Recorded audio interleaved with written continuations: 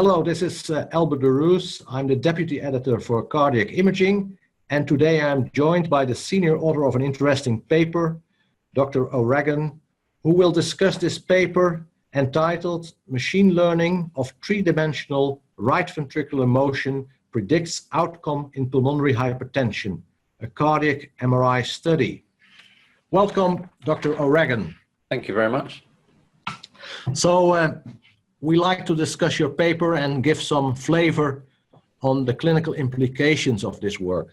Can you first describe the background setting, why it's important to do imaging in pulmonary hypertension? So we looked at patients with pulmonary hypertension because it's really, can be a devastating disease causing heart failure, often in young people, and around 7,000 people or so have pulmonary hypertension in the UK. And about a third die within 5 years or so of diagnosis. So it's a relatively rare disease, but it's an important disease to be able to make good predictions about the future.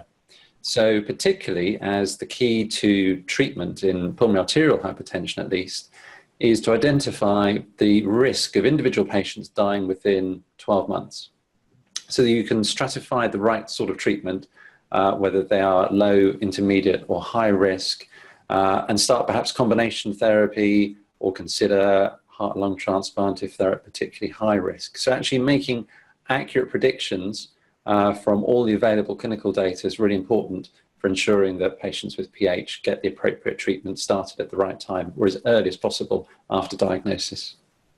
Thank you. So, as I understand it correctly, most of the mortality is related to right ventricular dysfunction, and therefore you are focusing on the assessment of various parameters of right ventricular function.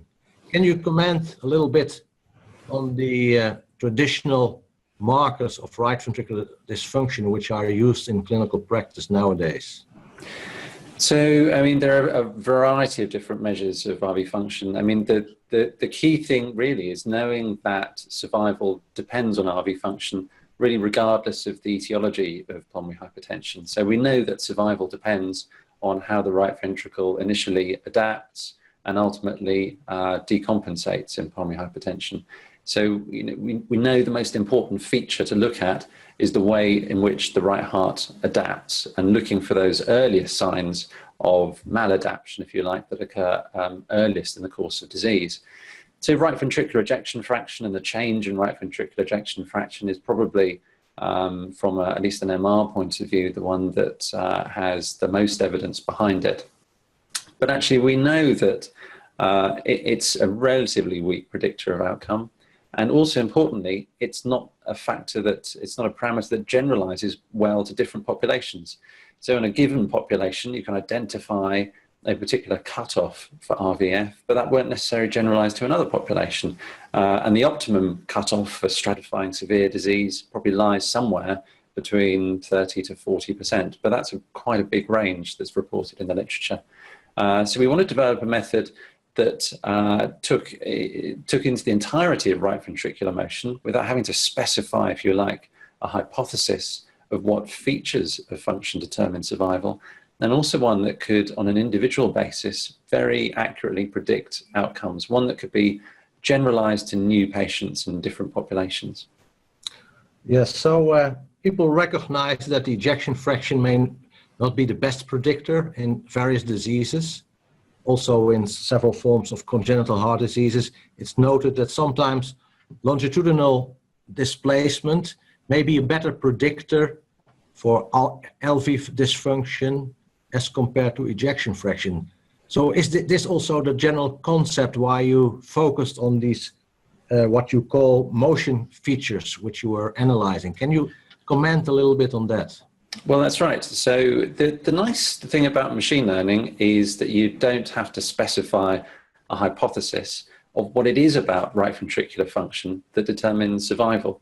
So the methods that we used looked at function measured throughout the right ventricle, developing a three-dimensional model of how the right ventricle contracts at thousands of points across the endocardial surface.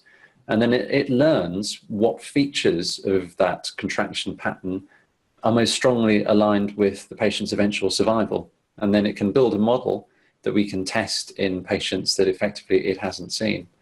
So, it will incorporate any sort of complex or simple pattern of contraction, but it will learn it. So without having to pre-specify that you expect it to be basal longitudinal shortening, or you expect it to be transverse motion, it will learn what features are most strongly aligned with your outcome of interest. In our case, that was survival. Okay, thank you. So now we can maybe discuss a little bit how you analyze those images, and you used a number of specific tools and techniques. You used machine learning, you mentioned that already a little bit, but also computational models and atlases to analyze those images. Can you first explain the role of machine learning and then the other features of computational modeling to analyze the images? So if you like, our philosophy was, if you can get a model of the heart that's as close to the true biology, the true biomechanical system of the heart as possible, then there may be information in there that isn't obvious to the human eye or isn't easily measurable by hand.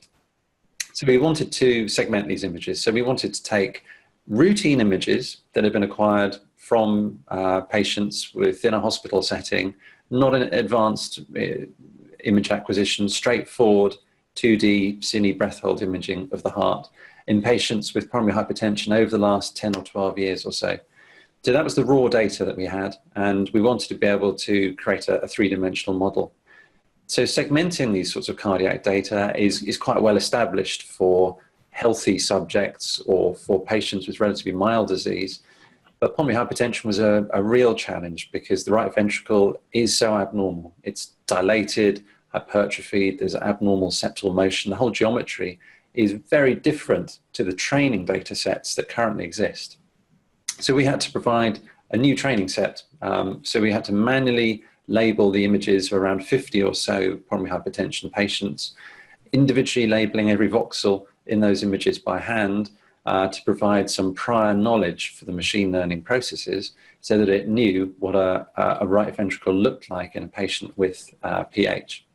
So we did that so that we could then use the machine learning process to automatically segment new patients. So we had 256 patients with PH. We could automatically segment all of those data and also do it on a time resolve basis because these are cine images, and we could track the motion of each point in the right ventricle over time from end diastole to end systole. So the upshot was we created a three-dimensional mesh of the right ventricle, and this is all more or less fully automated. It needed putting some landmarks on the images initially just to reduce the time taken to do the computation. But then it automatically recognizes the boundary of the right ventricle, tracks that in 3 dimensions. So you get a three-dimensional mesh describing the geometry and motion of each PH patient. And the important thing is you can take all 256 patients, you can align these meshes so they're anatomically consistent with each other, and then you have one statistical model representing the motion of the right ventricle in all 256 patients. And I know that if I identify one point on that mesh, that will anatomically correspond to the same place in the entire cohort of patients. That then allows you to play around with some other machine learning techniques to be able to use that complex data to make predictions about outcomes. So very good. So then we get to the findings, how this all results in interesting prognostic markers.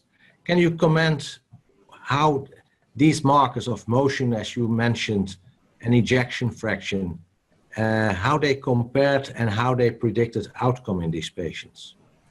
So we did look at RVF, of course, so we compared the machine learning process here. So the machine, I should just add really, the machine learning works by, once you've created your three-dimensional mesh that encodes information about the excursion from end diastole to end systole, we then use the machine learning process called supervised principal components analysis, a relatively straightforward supervised machine learning process that finds features within that motion data set that most strongly align with the outcome of interest.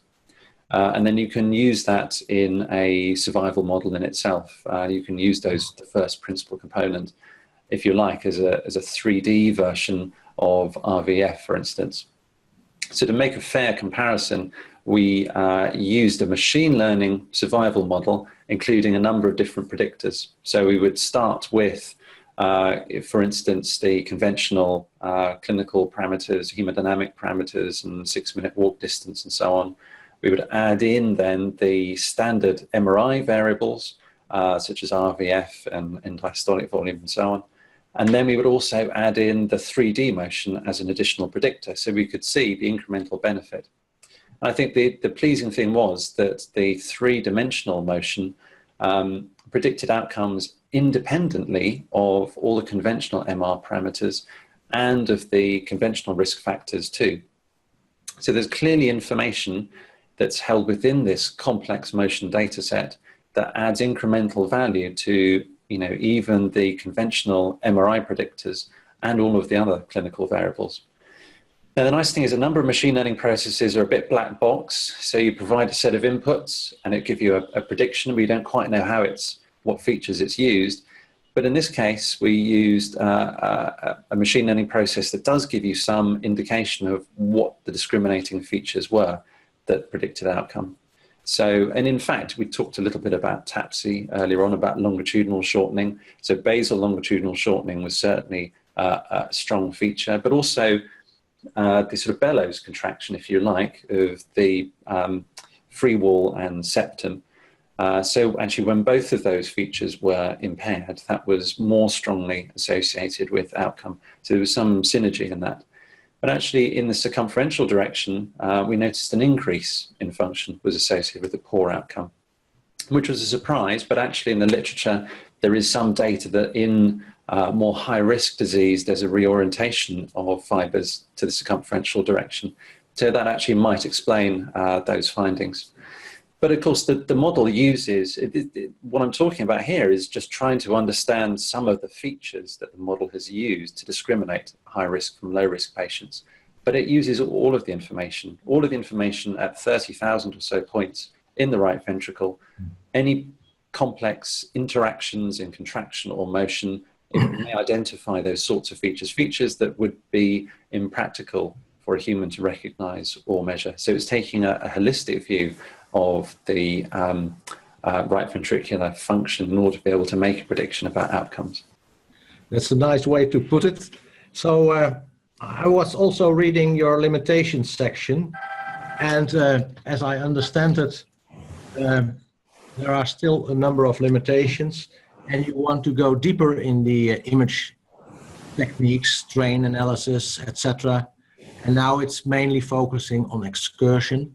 So how you see the future, how this may be improved and even becoming more holistic in the future? Can you address that a little bit?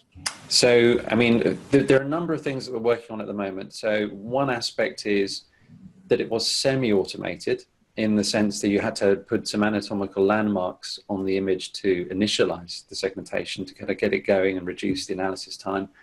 But we've now developed techniques that are fully automated, that will just take that real-world, raw clinical imaging data and be able to generate an accurate mesh. And that's useful if you want to scale up these techniques to beyond hundreds and into thousands of patients. You need something fully automated. We also only considered the right ventricle. We need to develop a biventricular model so that we can look at biventricular interactions and septal motion, which is almost certainly very important in predicting outcomes. As well, we looked just at excursion because that was a relatively straightforward thing. I mean, this is the first time that there's been automated segmentations of the right ventricle in PH, but it only looked at excursion, not contractility itself. So we need to be able to identify the myocardium in the right ventricle as well as the left ventricle and develop a more comprehensive model of strain and possibly stress as well. So we can get a clearer idea of the systolic contractility and diastolic relaxation and so on. So we really want to build a very high fidelity, three-dimensional model of biventricular function that's as close to the real biological organ system as we can possibly achieve. One important thing about machine learning is that to really have confidence in whether it's going to really make a difference to patients is you need to test it on an independent validation cohort at some point. We use cross-validation, which would approximate to that, but we have collaborators with data held in other centres in the UK and beyond, where once we're satisfied that we can develop these techniques really robustly, we can go and see how well they perform in completely unseen data acquired at a different hospital on a different scanner and see how they perform. Speed is also important. This is relatively computationally heavy, this particular process, but we're exploring deep learning methods, which are quite in vogue for machine learning. But the advantage is they can be extremely fast. And if you have a GPU within your desktop computer, you can analyze these data sets within seconds. And it took maybe an hour or two to analyze each data set at the moment.